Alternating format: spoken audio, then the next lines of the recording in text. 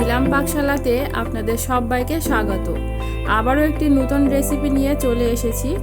আজ আমি আপনাদের সঙ্গে শেয়ার করব ভুনা খিচুড়ি।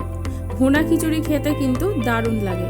আমি কিভাবে এই খিচুড়ি বানাচ্ছি দেখতে থাকুন, আর বাড়িতে অবশ্যই ঠিক এই রকমভাবে ট্রাই করুন। খিচুড়ি বানানোর জন্য নিয়েছি 1 বাটি মুগ ডাল এবং 1 বাটি কামিনী ভোগ চাল। চাল এবং ডাল দুটোই ধুয়ে জল ঝরিয়ে নেব।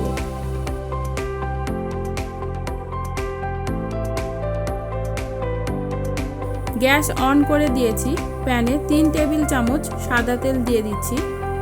তেলের পরিবর্তে এখানে ঘি ব্যবহার করতেও পারেন। আমি ঘি শেষের দিকে দেব, এখন দিচ্ছি না।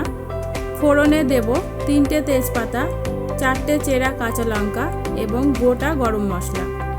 মিডিয়াম ফ্লেমে একটু নেড়ে নেব। মশলা থেকে সুন্দর গন্ধ বেরোলে দেব ধুয়ে রাখা চাল এবং ডাল।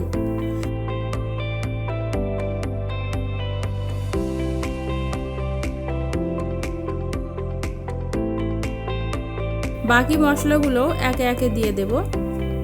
1 চা চামচ আদা বাটা, 1 চা চামচ রসুন বাটা, 1 চা চামচ কাঁচা জিরে বাটা। কিছুক্ষণ সময় নিয়ে মিডিয়াম ফ্লেমে ফ্রাই করে নিতে হবে।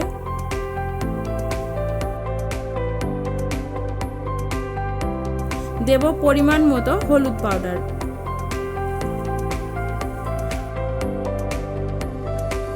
আগের থেকে অনেকটাই ঝরঝরে হয়ে এসেছে। এখন দেব কিছুটা কাজু ও কিশমিশ। ভেজে নেওয়া হয়ে গেছে, জল দিয়ে দেব। এখানে চাল ও ডাল মিলে 2 বাটি হয়েছে, তাই জল দিতে হবে 4 বাটি। জলের পরিমাণটা অবশ্যই মাপ করে দিতে হবে, তা না হলে ঝরঝরে হবে না।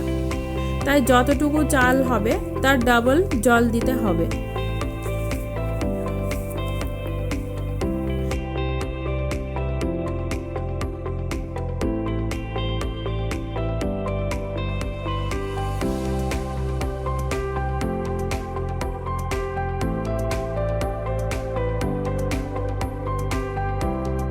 ঢাকা দিয়ে 10 মিনিট রেখে দেব। ঢাকা খুলে দেখে নেব।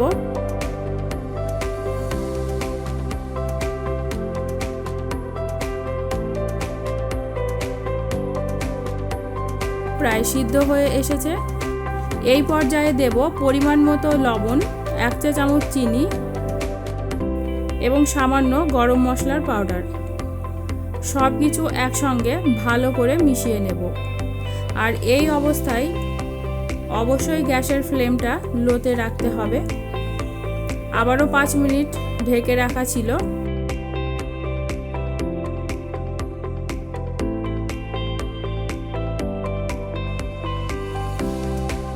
এখন দেব 2 টেবিল চামচ ঘি।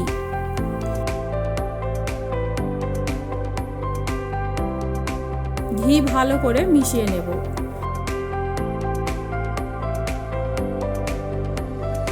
চাল ও ডাল একদম পারফেক্টভাবে সিদ্ধ হয়ে গেছে। আবারও 3 মিনিট ঢাকা দিয়ে রাখব। তারপর গ্যাস বন্ধ করে দেব। তৈরি হয়ে গেল আমাদের আজকের ঝরঝরে ভুনা খিচুড়ি।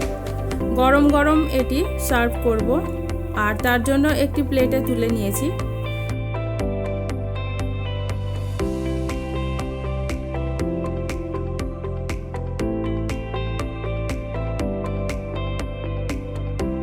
ইলিশ মাছের সঙ্গে এই ভুনা খিচুড়ি সার্ভ করছি।